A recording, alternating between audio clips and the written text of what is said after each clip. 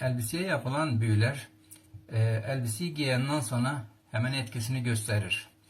Ve bakarsın ki ne halinde değişiklik var, kendini kötü hissediyorsun ve yoksa da sevmediğin insanı sevmeye başlarsın ve senin hususiyetlerinde, karakterinde değişiklikler olmaya başlar.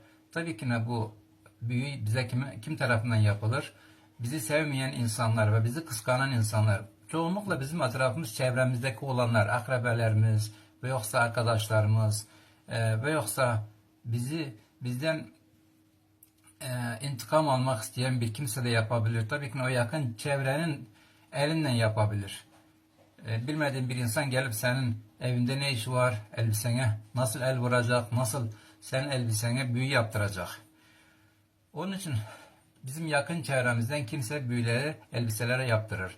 Ve biz çoğunlukla giyeceğimiz elbiselere çok dikkat etmeliyiz ve hiç kimseden elbise almamalıyız. Bizi sevmeyen veya kıskanan kimseden hediye de olarak aldığımız elbiseleri giymeyin. Ve kendinizi korumak için. Ve yoksa elbiselerinizi kimlerese giydiğin eski elbiselerin, belki giydiğin elbiselerin onları kimese yakınlarına hediye olarak verirsen onlar senin elbiselerini büyü yapıp ve seni belaya salabilirler. Ve sana cin musallat edebilirler. Onun için biz bu konuda dikkat etmeliyiz.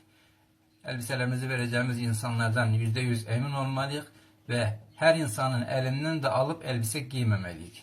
Neden? Onu büyü yapılandan sonra insana cin musallat olur. Ondan sonra yapılan büyünün çeşidine göre ne için yaptırmışlarsa ayırmak için mi, hastalandırmak için mi ve yoksa seni içinden gücünden etmek için ve yoksa seni bahtını bağlamak için bedenine bir aşık cin gelir. Ondan sonra seni koymaz. Hiç kimdense yakın ünsiyette olmaya ve nişanlı olmaya ve yoksa arkadaş edilmeye koymaz seni.